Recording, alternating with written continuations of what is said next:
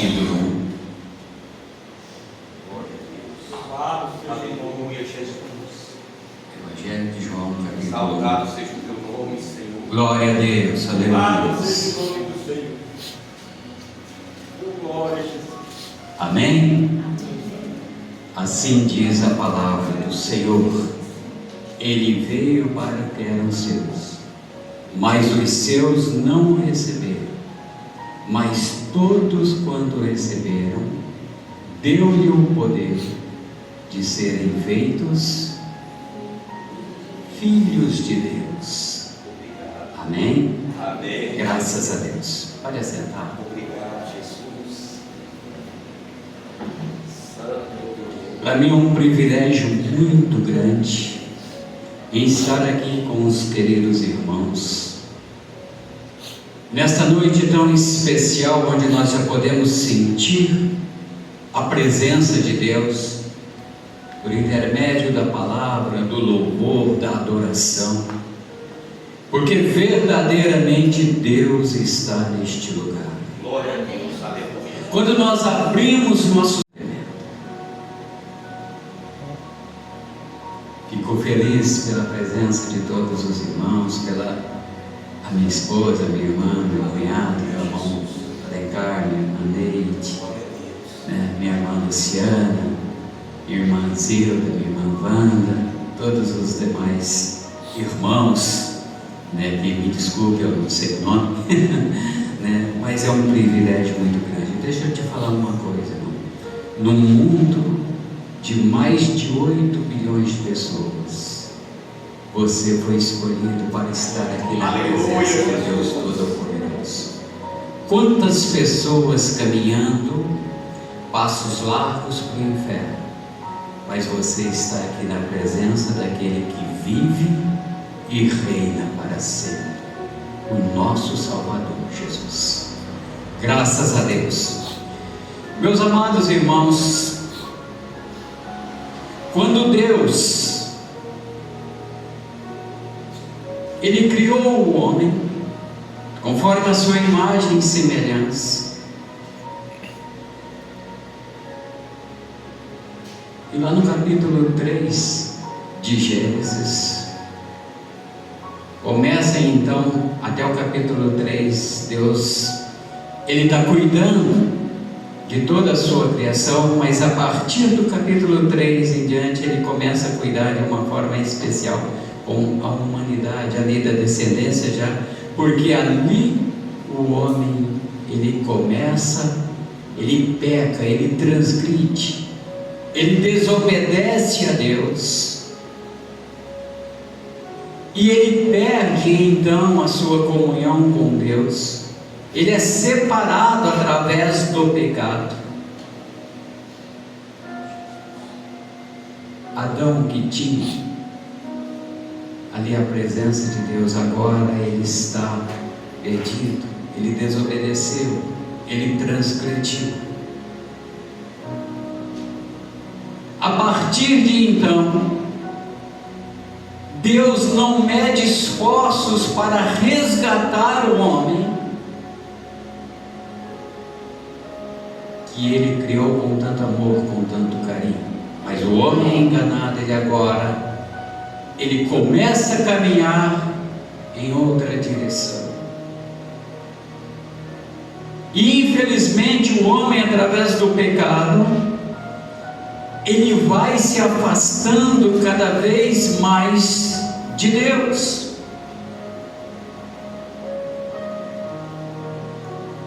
A transgressão, ela vai aumentando, vai crescendo cada vez mais. Logo na sequência nós já vemos, né, a oferta de Abel aceita por Deus e a de Caim não. Isso resulta na morte do próprio Abel, porque ofereceu o melhor para Deus.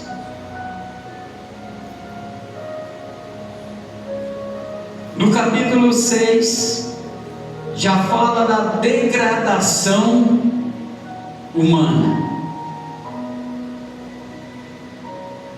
Logo em seguida, o pecado, a degradação já é tão grande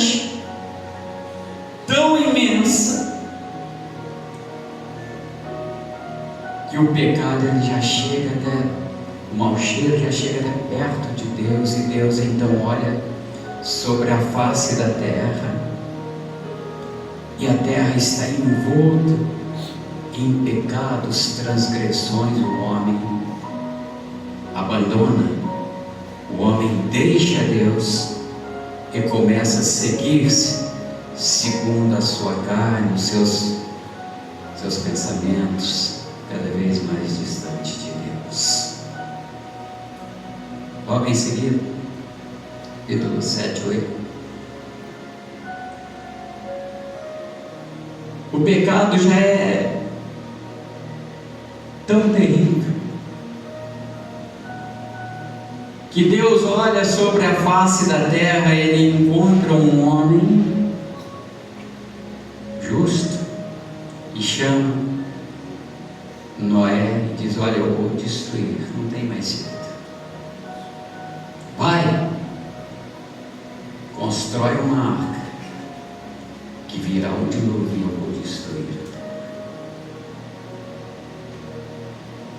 Noé fica mais de 100 anos pregando e anunciando, mas eles não creem, por causa da multidão dos seus pecados, das suas transgressões, até chegar o dia determinado que Noé, sua esposa, seus 3 filhos, Sem, Cã e Jafé, e as suas noras entram na arca e vem a destruição. O homem perece nas suas transgressões, nos seus pecados. Passando então um tempo determinado, Deus começa de novo com a humanidade através de Noé e a sua descendência.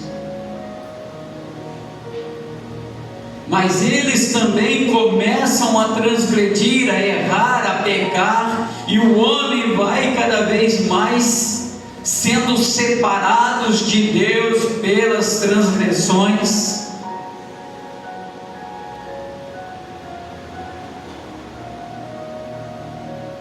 E é interessante que logo em seguida o homem, através de Nimrod, um caçador poderoso, Nimrod é o primeiro homem a se dizer Deus, a se denominar Deus, né? Nimrod então, ele se diz o Deus Sol. Ali, já na Torre de Babel, na construção da Torre de Babel, uma rebelião, por exemplo, que eles queriam, e queriam chegar aos céus. Nimrod já é um homem poderoso. Ali já surge a trindade satânica. Nimrod, Deus Sol, Samíris, Deus a Lua, e Tamuz, o filho, né? O que acontece? Cada vez mais o homem vai se distanciando de Deus. Deus reprova e confunde a língua deles e sai cada um dos seus lados, mas ali surge então, naquele movimento, na construção, a religião, ali já nasce a religião, a religiosidade. Porque eles se dizem, agora não, eles são deuses. E o homem, ele vai crescendo no seu ego, acreditando ser alguma coisa, e se distanciando cada vez mais do Criador, do Deus Todo-Poderoso. Mas o que é interessante, Deus não mede esforços para resgatar o homem. Mas quando Deus vê toda a humanidade corrompida novamente, Deus está olhando sobre a face da terra Deus encontra um homem de fé. Não é um homem justo, mas é um homem de fé chamado Abraão.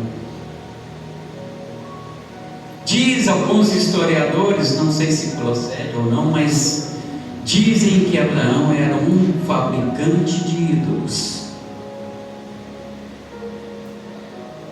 E quando Deus observa ele ali, diz: esse homem com tamanha fé, com tanta fé, imagine se eu me manifestasse, eu me revelar para eles.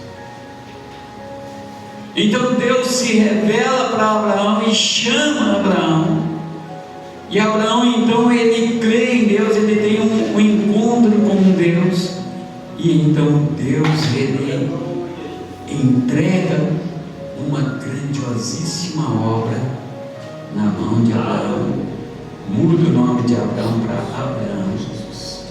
E Abraão já tem uma certa idade.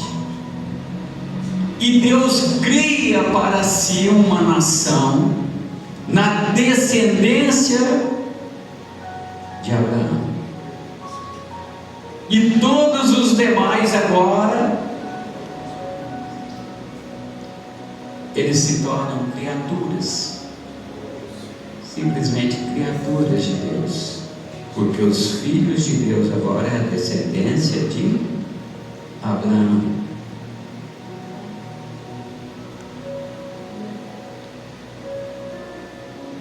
E nós vemos da descendência de Abraão, Abraão considerado, chamado pai da fé.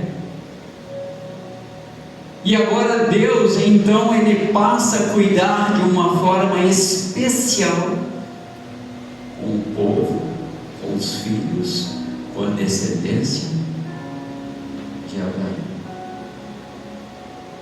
Eles tinham uma responsabilidade: mostrar para todas as nações, para todos os povos, testemunhar de um Deus único, verdadeiro, justo, Criador de todas as coisas.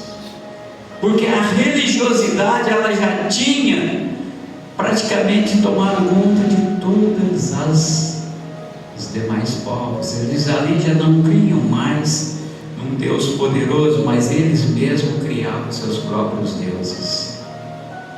Aberrações, coisas horríveis. Porque nós vemos adiante os egípcios com seus deuses, os babilônios com seus deuses, e o homem cada vez mais distante de Deus, cada vez mais separado de Deus. Mas essa nação, filhos de Deus por natureza, criados em Abraão, eles começam a se contaminar com os demais povos. Eles também começam a deixar o próprio Deus.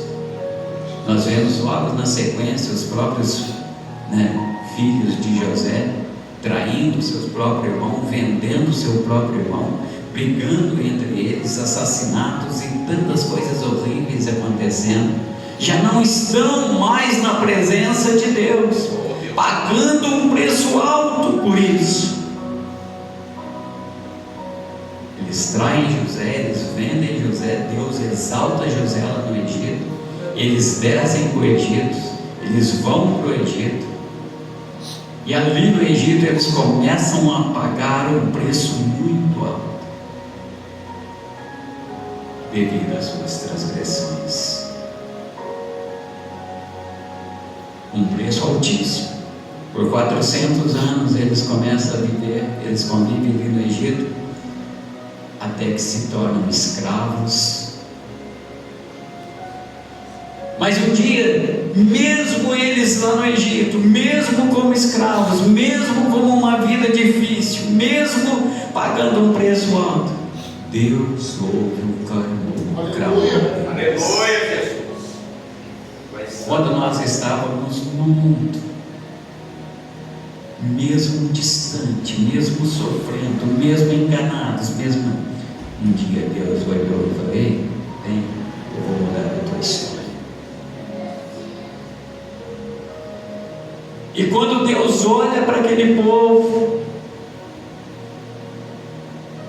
Deus coloca no seu coração em libertá-los, em salvá-los daquela terra cruel. Então Deus levanta Moisés para ser o libertador, porque Deus tem um propósito. Deus ama o homem o qual Ele criou, a sua imagem e semelhança. Mas Deus não toca no livre-arbítrio, a liberdade de escolha. E eles escolheram transgredir, escolheram o pecado.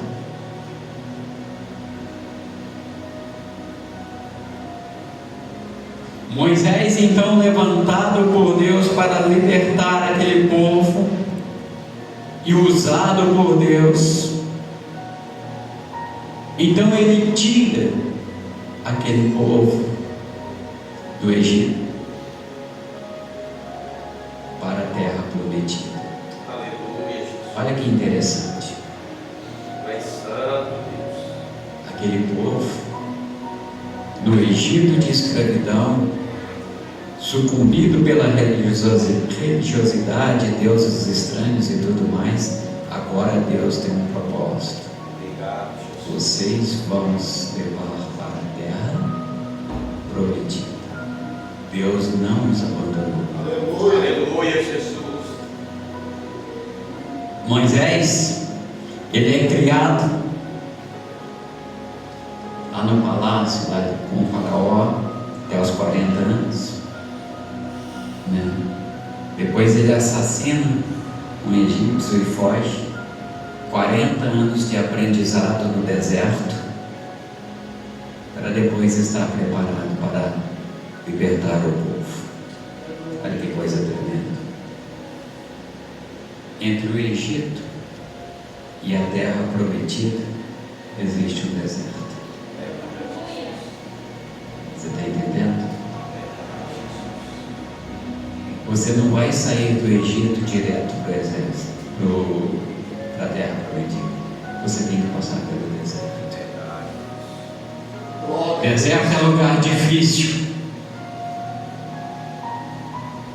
é lugar complicado, mas é onde você aprende a andar com Deus. É onde você aprende a completa e total dependência de Deus.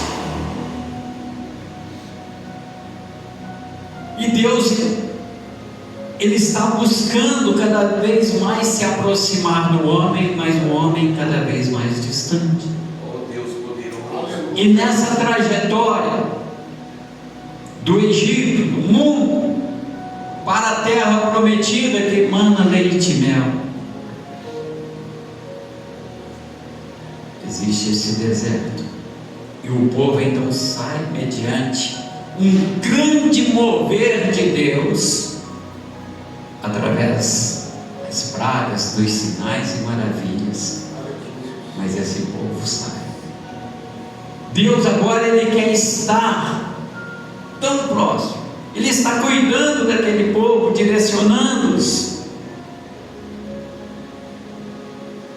Durante o dia por uma nuvem, durante a noite por uma coluna de fogo, e olha bem, alimentando esse povo, carne à vontade através das cordonizes que vinham e o maná que descia do céu.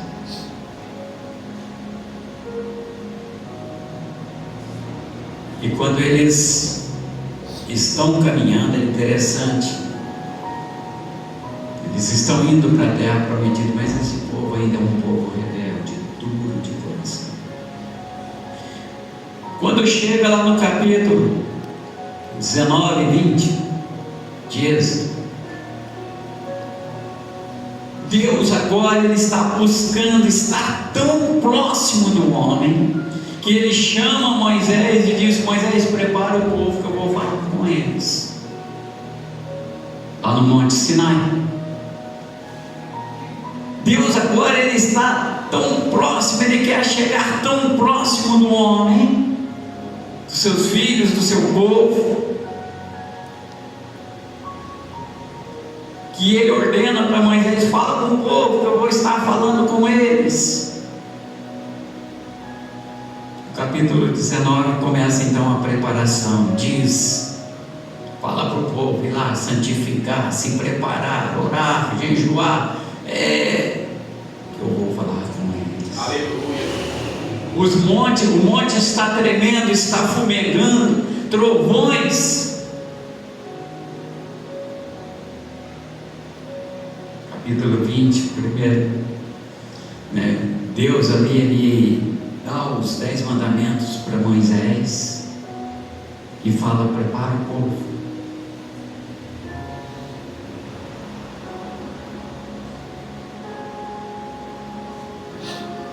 E quando Deus está preparando, e quando Deus está ali, e Deus está tão próximo. É interessante que no capítulo 20, não me recordo muito bem o versículo, se não me falha a memória, é 6, 7. Um pouco antes, o povo, eles olha tudo, vê, e começa a se afastar, vai se afastando, e fica lá de longe olhando. E eles dizem para Moisés: olha, Moisés, fale tu conosco. Mas Deus não. Olha que coisa terrível. Nós não queremos que Deus fale conosco. Eles tinham medo de morrer, mas não iriam. Deus agora está tão próximo. Quando Deus se aproxima tanto, é interessante que a natureza, ela reverencia a Deus, ela se curva diante de Deus, com um monte tremendo, trovões, saindo fogo. Lá no pé do monte tem 2 adorando, no meio de milhares, só 2, Josué e Caleb. É interessante. Então Deus, pela primeira vez agora, Deus que estava tão próximo do homem, o povo não fala em Moisés, mas Deus não. Para um pecador como nós, um homem sujeito a erro como nós, mas o Todo-Poderoso não. Pela primeira vez Deus rejeita. E eles começam novamente, vai se distanciando cada vez mais. Lá no versículo 30, no capítulo 32, eles já estão tão distantes de Deus que eles já estão copiando as religiões, os erros, as falhas do Egito. Eles já pegam ali, Moisés está lá no monte, Moisés está demorando descer, eles já começam: olha, o que aconteceu com esse Moisés, nós não sabemos, mas vamos criar aqui o nosso próprio Deus. Vocês aí, traz aí suas pulseiras, seus brincos, seus tudo.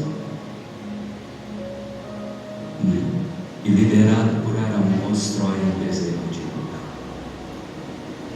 abandonando a Deus. Quando Moisés está descendo, Deus fala: olha, está havendo uma festa lá embaixo, ouça alaridos. Quando Moisés vai chegando, olha o que está acontecendo. É uma festa da traição ao próprio Deus. Eles estão ali olhando em volta de um bezerro, adorando aquilo, porque eles tinham saído do Egito, mas o Egito nunca tinha saído do coração deles. Quantas pessoas hoje, eles saem do mundo, mas o mundo nunca sai dos seus corações. Isso é triste. Moisés se revolta, quebra as pedras, e agora o homem, Deus se distancia. Mas Deus não deixa, não. Ele começa então a levantar os patriarcas. Ele quer aproximar de um homem de uma forma. Então Deus começa a falar novamente através dos profetas. Deus começa a enviar profetas.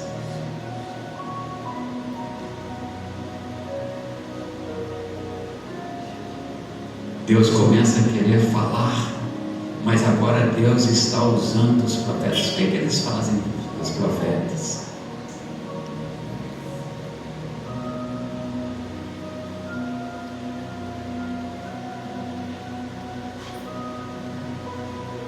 Em Mateus 23,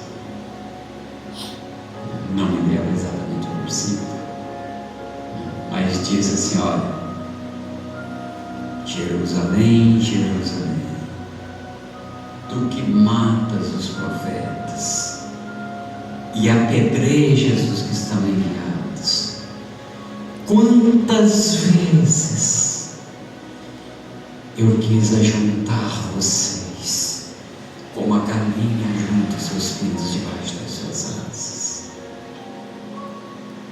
mas agora isso não é possível, isso está encoberto os seus olhos. Mas o que ele diz? Jerusalém, Jerusalém, tu que matas os profetas. Os profetas enviados por Deus eram mortos. Quando você vê lá em Hebreus 11, a partir do versículo 3, se não me falha a memória em diante, o que fala sobre os heróis da fé?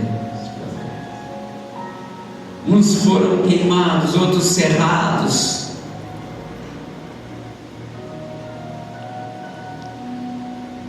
E os profetas são rejeitados. E a humanidade agora ela está distante de Deus. Ela está tão longe de Deus. Eles rejeitam. Agora não é mais a humanidade, agora é a nação de Israel. É o povo criado para ser exemplos para todas as nações. Agora eles se ajuntam com as nações. Deus ainda está direcionando e tentando e levando e falando com eles. É interessante que lá em Samuel,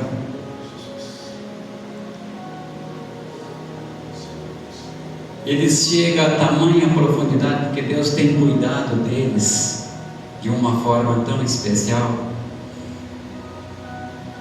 Mas chega lá e eles falam: olha, nós não queremos mais que Deus governe, que Deus nos direcione. Nós queremos ter um rei, conforme as outras nações têm. A rebelião deles é tão grande que eles rejeitam o próprio Deus. Então, Deus fala: é isso que vocês querem? Deus então levanta Saul, que por 40 anos do reinado de Saul é uma catástrofe. Deus levanta Davi e sucessivamente reis humanos. E Israel vai se afundando cada vez mais, se distanciando cada vez mais, até chegar no último profeta. Quando chega em Malaquias, a situação é tão grave, é tão distante, é tão terrível, que diz que é o peso da palavra do Senhor à nação de Israel pelo profeta Malaquias, porque eles estavam oferecendo o pior para o Senhor. Capítulo 1 de Malaquias, ele traz essa narração, que eles levavam o quê? Eles levavam animais secos, aleijados, tudo lá para o templo para oferecer. O próprio Deus diz: leva isso lá para o rei, para o príncipe, para ver se eles aceitam. Mas eu tenho essa ideia. Vocês dizem que me honram, mas aonde estão as suas honras? Você está entendendo que a humanidade ela já está tão distante do Senhor, mas Deus não desiste. Deus nunca desiste. desistiu de mim, de você. Aleluia, Jesus. Deus nunca desistiu do ser humano. Porém, nunca tocou no livre-arbítrio ou na liberdade de escolha do homem. Ele escolhe os seus caminhos. Aleluia. O Espírito Santo veio para te convencer do pecado, da justiça e do juízo. Ele veio para te mostrar o caminho que te conduz ao inferno e o caminho que te conduz ao céu, mas na sua liberdade, no seu livre-arbítrio, ele não toca. Então é chegado agora, é tão profundo, é tão interessante, que agora, aquilo que os patriarcas falaram, aquilo que os profetas profetizaram, é chegado então o tempo determinado.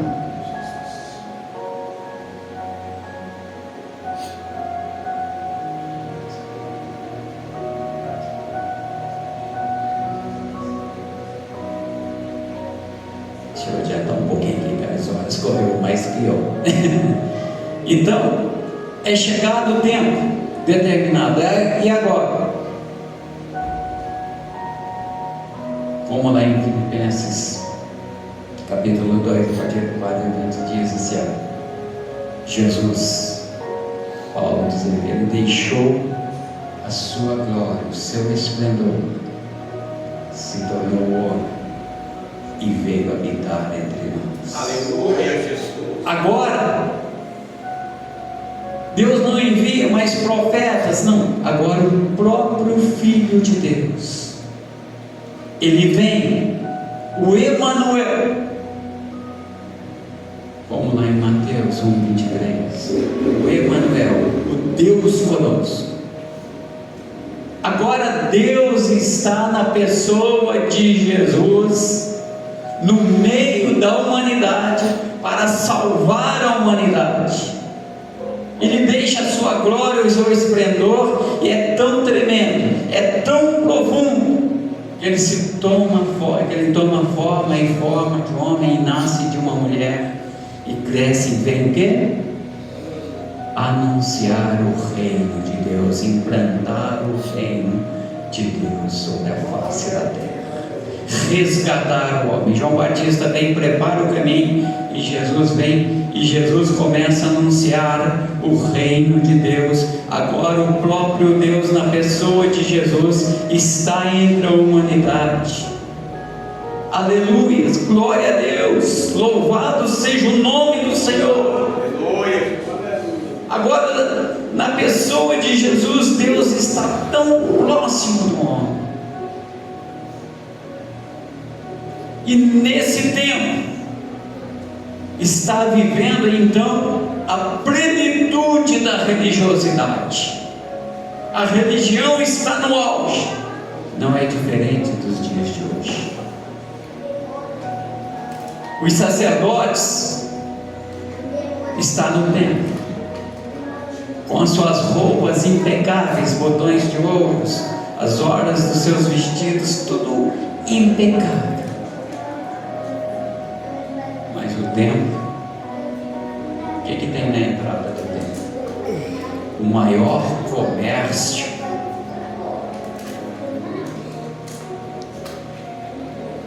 Quando Deus, aliás, quando Jesus chega lá, quando ele olha, Jesus se ira, porque eles transformaram o templo num comércio. Você imagina a entrada do templo, cheia de vacas, novilhos, carneiros, imagina a imundícia daqui, porque era um comércio. Ninguém agora trazia alguma coisa para o sacrifício. Eles iam, caminhava, pegava lá, talvez seus camelos, cavalos, essas coisas, e chegava lá no templo. Não, é tão simples, é tão fácil, é só eu comprar aqui um casal de pombo, isso ou aquilo, e oferecer em sacrifício. Não precisava mais nada, tudo facilitado, como nos dias de hoje. E Jerusalém, imagina Jesus caminhando pelas ruas de Jerusalém, acompanhado por ex-cegos, ex-aleijados, ex-mortos, ex-endemoniados. E lá dentro do templo está os seus sacerdotes alinhados. Talvez eles até ouvem aquele barulho lá fora. O que está acontecendo? Está atrapalhando a nossa reunião? Não, é o Filho de Deus que está lá com você.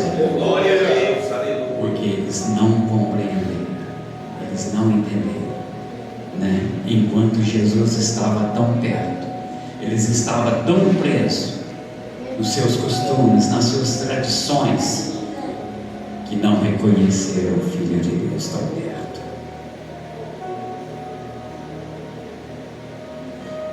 Quando nós chegamos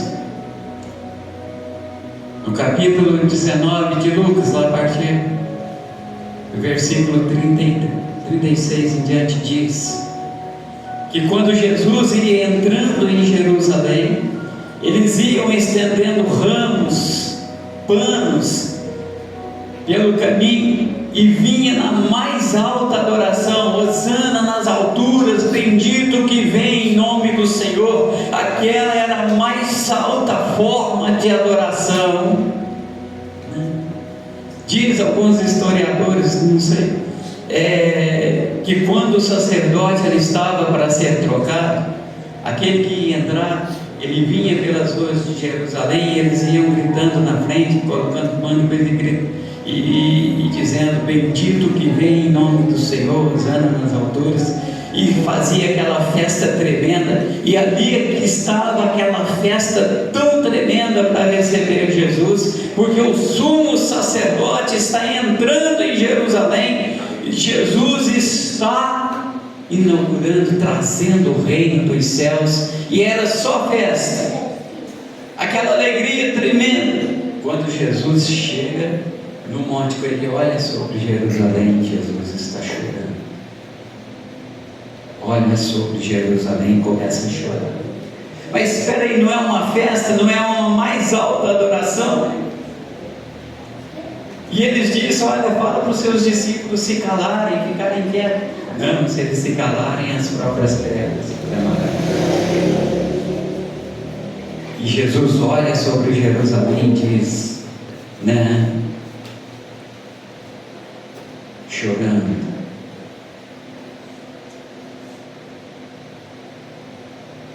virão dias que te sitiarão, te cercarão de trincheiras, e nesse não ficará pedra sobre pedra, tudo serão destruídos. Sabe por quê? Porque não compreenderam o tempo da tua visitação. Oh, Deus fiel. Deus vivo estava ali na pessoa de Jesus, e eles não compreenderam. Aquele mesmo povo, aquela mesma multidão que estava em festas, uma semana depois, mais ou menos, uns dias depois, eles estavam aí lá, influenciados pelos religiosos, gritando: crucifica, crucifica. Aquela mesma Jerusalém que estava em festa ali, tempos depois, no ano 70 depois de Cristo, estaria sendo destruída pelo general Tito. E aquele templo tão bonito já não haveria pedra sobre pedra. Jesus está vendo lá. Meu irmão, deixa eu te falar uma coisa. Jesus estava no monte, vendo a Jerusalém tão entregue. Jesus hoje está no seu alto e sublime trono, à direita de Deus Pai, olhando sobre a face da terra, sobre a sua igreja. Você tem alegrado o Senhor? Como que Jesus está vendo a igreja hoje, pela qual Ele pagou o preço, Ele entregou, Ele deu a sua própria vida? Isaías 700 anos antes, Isaías 53, ele descreve todo o sofrimento e a angústia de Jesus, e agora se cumprindo. E hoje Jesus, ele declara: eu sou o caminho, a verdade e a vida, ninguém vem ao Pai senão por mim. Quantas pessoas hoje entram por uma religião que leva ao inferno, mas não entra pelo caminho que é Jesus. Aleluia. Porque não tem condições, não consegue abandonar o pecado, não consegue abandonar uma vida promíscua muitas vezes, mesmo conhecendo a verdade. Quando Jesus está ali no monte, Ele não está falando para as nações, Ele está falando para Jerusalém, o seu povo, a sua nação.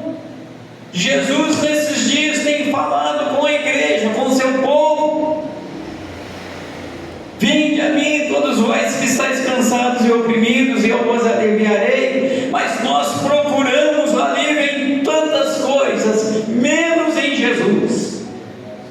Nós queremos descansar em tantas coisas, menos em Jesus. Nós cuidamos tanto muitas vezes do nosso corpo, nos preocupamos muito com o nosso corpo, mas não cuidamos da alma que é eterna.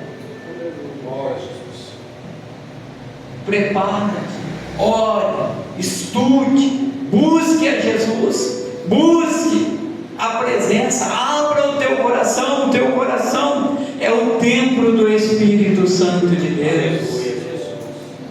Você foi chamado para ser servo, para servir, para adorar, para glorificar, para exaltar o nome do Senhor.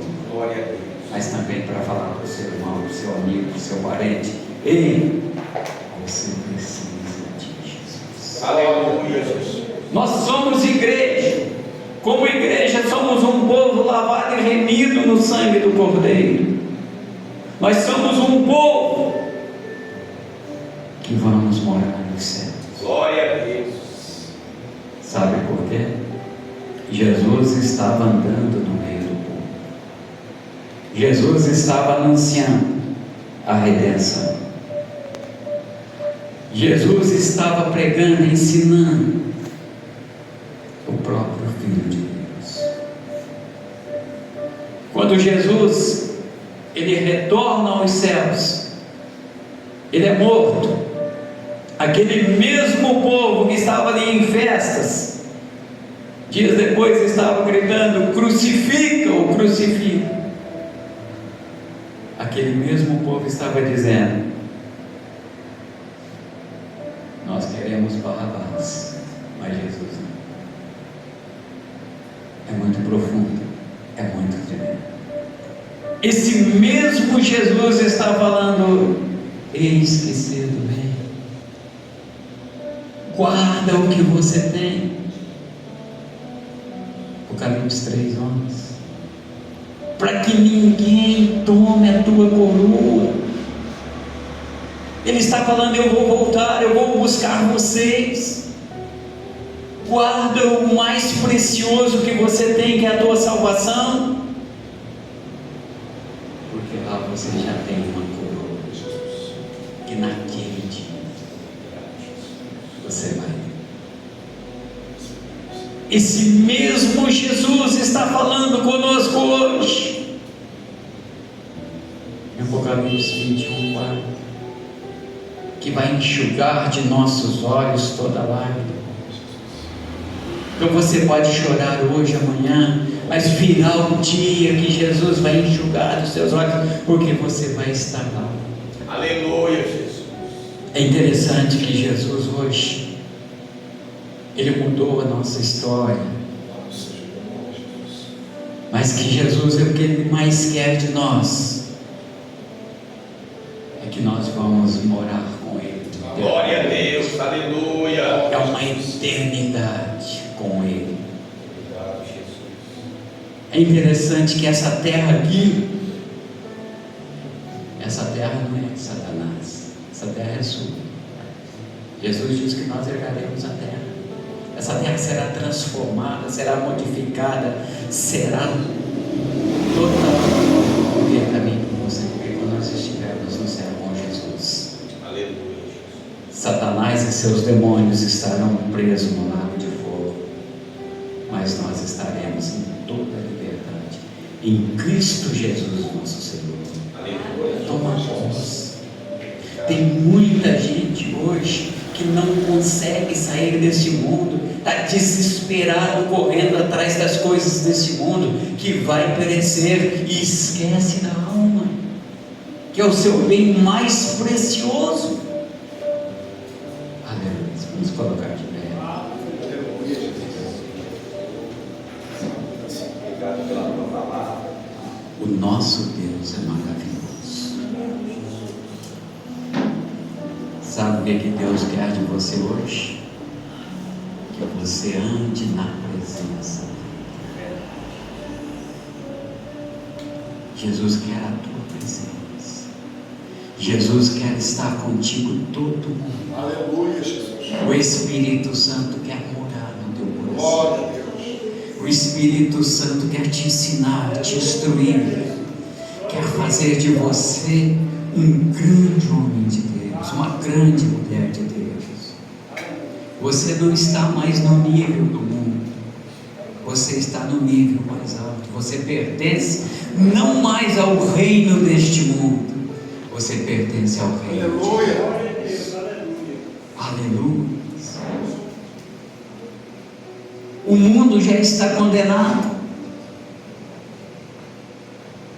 Por isso que você foi tirado do mundo, embora você ainda esteja no mundo, mas você já não mais pertence ao mundo.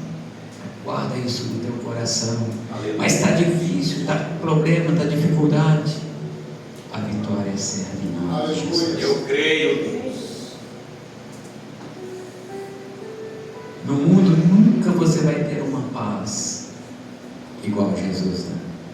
Porque ele diz lá em João 16, né? 33: eu vos dou a minha paz, não como o mundo dá. No mundo tereis aflições, mas tende bom ânimo, eu venci o mundo. A tua vitória é certa em nome de Jesus. Glória a Deus. Aleluia. Amém? Vamos para o teu coração agora. Fale com Deus agora.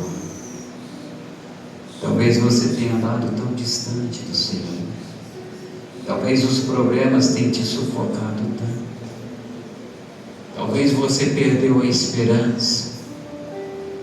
Talvez você tenha perdido as convicções.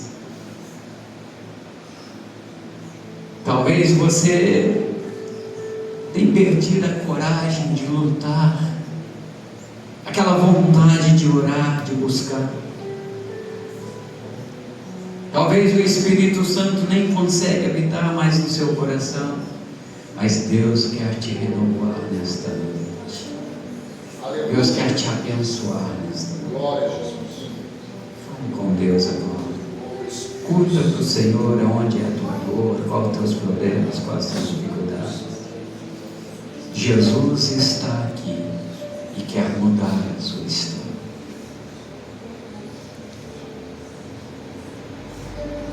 Talvez você saiu da sua casa, vou lá na igreja, ouvir. Não. O Espírito Santo te convenceu, vai lá, eu vou te abençoar. Senhor, nosso Deus e nosso Pai, em nome do Senhor Jesus, eu coloco em tuas mãos todos que aqui estão os teus servos e peço que o Senhor opera de uma forma tão tremenda, tão grande na vida de cada um, na família de cada um, no emprego, na saúde, trazendo cura, libertação, transformação, porque Tu és o Deus que transforma. E a Tua palavra nos ensina que tudo aquilo que nós pedimos pleno, nós recebemos. E eu clamo agora em favor dos Teus filhos. Abençoa poderosamente, Senhor, esta parte da Tua igreja.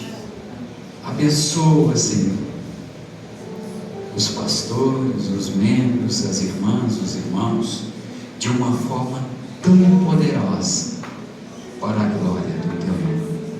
Que o Senhor abençoe a família de cada um, neste mundo tão cruel, tão tenebroso, mas que verdadeiramente a unção seja sobre eles todos os dias, em nome de Jesus. Amém?